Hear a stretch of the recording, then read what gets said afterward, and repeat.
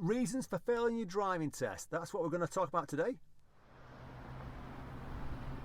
So what are the reasons why people fail their driving test? I'll start off with the obvious ones, and then as we go further along, the ones that are not so obvious, which will crop up. And I've seen these things. So the obvious ones is the driving test faults. You've got three types. You've got driving faults, serious faults, and dangerous faults. And you're allowed the maximum of 15 driving faults on the driving test. So if you've got 16 faults, you'll fail your test. Simple as that. And if you've got one serious fault or one dangerous fault, you'll fail your test. Now, just so you know, at the moment, if you get a serious or dangerous on your driving test, the examiner is going to direct you back to test centre and you could be back within 10 minutes of your test. So that's a reason why you fail your test. Too many driving faults or too many seriouses or dangerouses. So that's the obvious one everyone knows about. So let's look at the ones that they don't know about then. One that people sometimes hear stories about is no-shows, which is where someone don't turn up for the driving test. And I remember at the last test I went to, which was in December, I was talking to an examiner who just stood there doing nothing. I said, no one turned up. Nah, 4th time this week.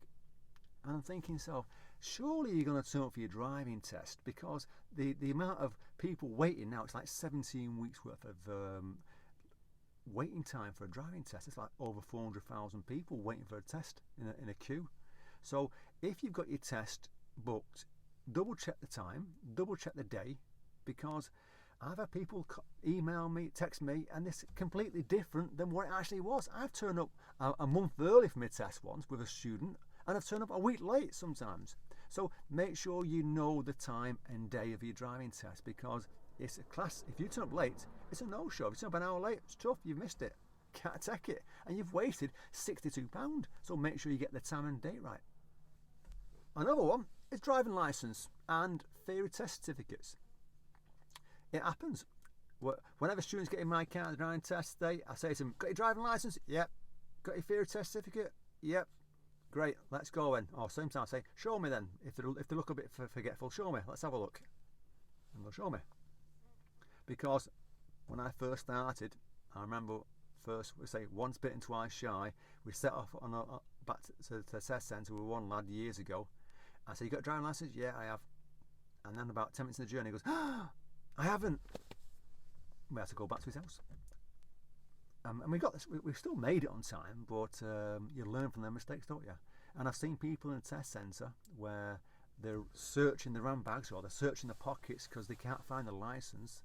I say to them, go back to your car. It might have fell out of your bag. Or it might be in the side of the seats. It might have fell out of your pocket. So bring your driving licence along. And I'm saying to everyone, bring your theory test certificate along, because at the moment they're asking for theory test certificates. It does say it on the email to bring it along. Another one then is having the right documents. When you sign that iPad to say, is the car roadworthy and legal, right? What the legal means is it got MOT, tax and insured. Them three things. If it hasn't, then you're not legally allowed on the roads, which means you can't take your driving test. And what some test centres have started to do, and I've seen it at the one I go in, Bletchley, where they'll get the reg number of the car and they'll check up on the system, on the database somewhere. Because I remember seeing this lad arguing with the examiner, and the examiner says, look, showing him my iPad, it's not taxed, your car. So make sure you've got tax on your car, it's insured, and it's got MOT. Because if they check up on it, which they started to do, and I think they're doing it more often now, and your car's not got any of them, all they're going to say is, can't take you. So it's a technical fail. Another one which is being abusive to a driving test examiners. And it does say on the driving test centre wall, they will not stand for abusive language.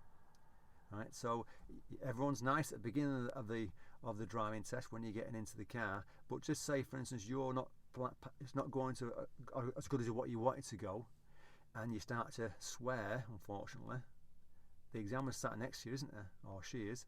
So don't be surprised if they pull you over and they say to you, I'm just going to end the test at this point, and they walk back to test centre.